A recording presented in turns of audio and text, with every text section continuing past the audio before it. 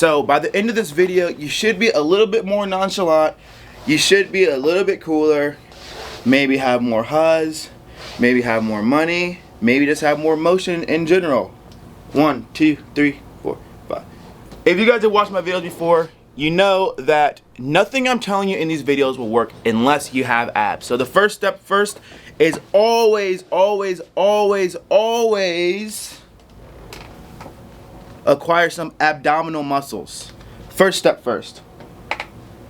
Second thing that we're going to be trying to do is we're going to try and eliminate some stress from our very hard, stressful lives.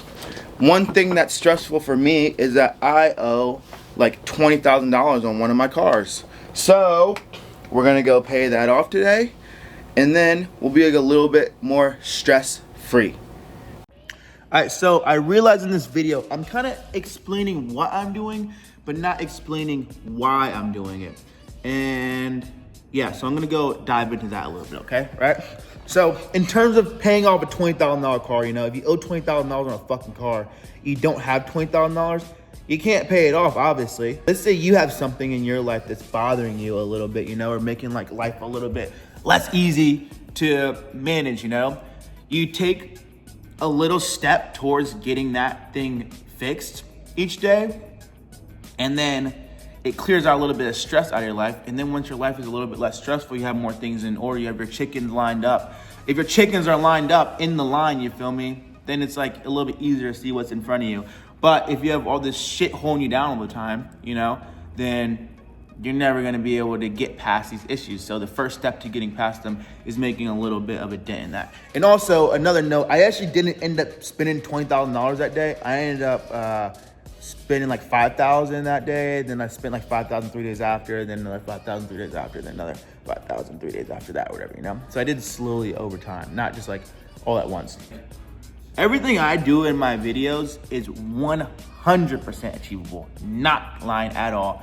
I literally put very like little, minimal to no effort into everything I do. I wake up at like 4 p.m. sometimes and shit, you know, working on that, not doing that anymore.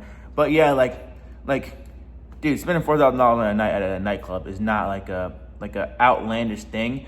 Although if you never see someone do it before, you know, then to you it might sound like an unrealistic objective or unrealistic thing that you can't do, you know. But it's completely realistic, you know. Also, new crib alert, but we'll talk about that later. It's called upward spiraling. You get your dreads put in, right? You wake up, you feeling good, you know. You got your dreads, you post some pics. The huzz like the dreads. Bam. Now you got huzz, right?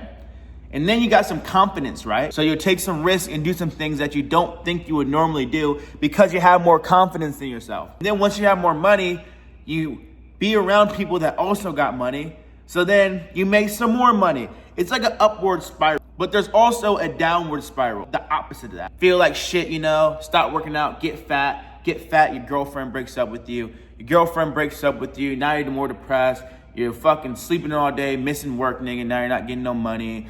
Now you can't pay my fucking rent. Now you're fucking like all fucked up doing drugs and shit, you know, or whatever the fuck, you know. Downward spiral, upward spiral. And the first step of the upward spiral is always taking a small step and taking care of something that's bothering you in life, you know. You don't like how your hair looks like that, fix it, you know. Make a small step towards it.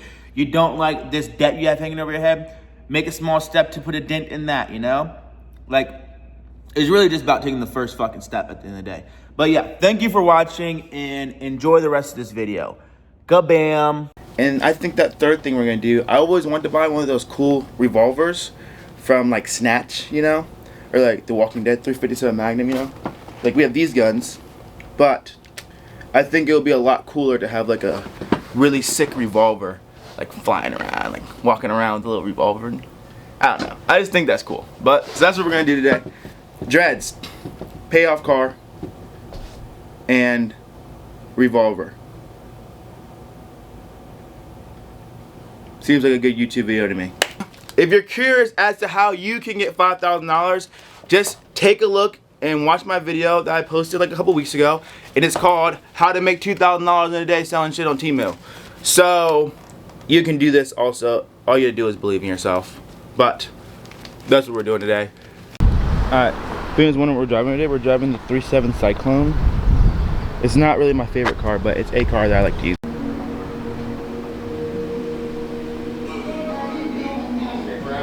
If you choose the $30 subscription, you get... Silence, wench. I do not wish to be horny anymore. I just want to be happy. Alright, back at it again. We got our dreads put in.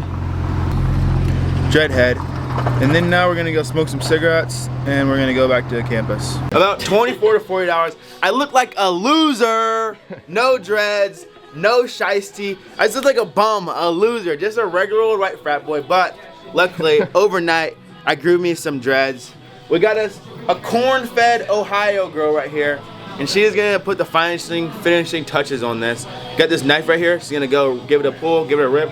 Corn-fed Ohio girl. Yes. What are your thoughts on this? What are my thoughts on it? Yeah, thoughts on everything. I'm excited. I'm scared to use the knife. I feel like I should just be able to pull them off and not have to use the knife, but... Do you want a sip of this to make you a little bit more relaxed? Yeah.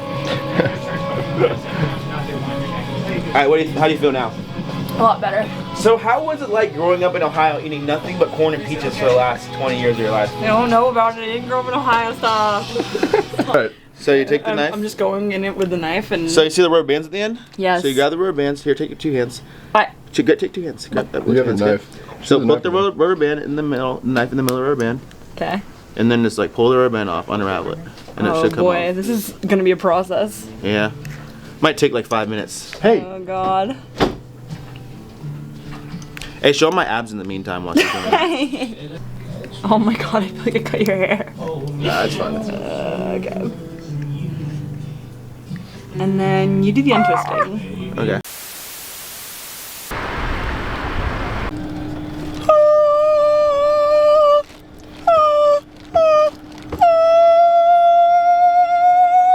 Dude, look at this thing. 357 Magnum.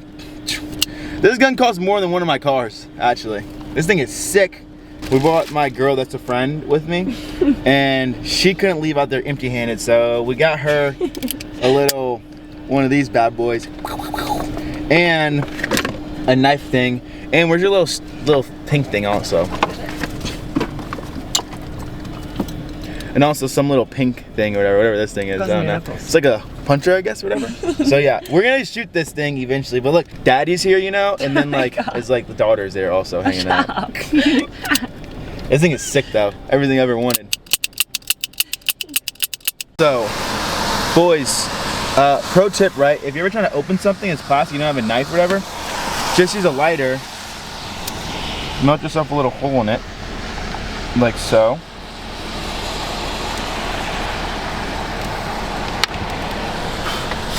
Try not to inhale the smoke, you know? And then now there's a hole in it. And then you can just open it up from that. If only we had a knife. Alright, there we go. Alright, yeah, we got it.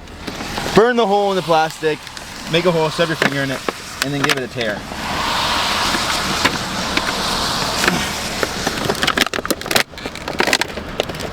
Uncle Henny? Alright, which knife do you like? These are kind of dirty though, for being brand new. A little dusty in here. Or is that the ash from me burning the plastic? Might be the ash. Who knows?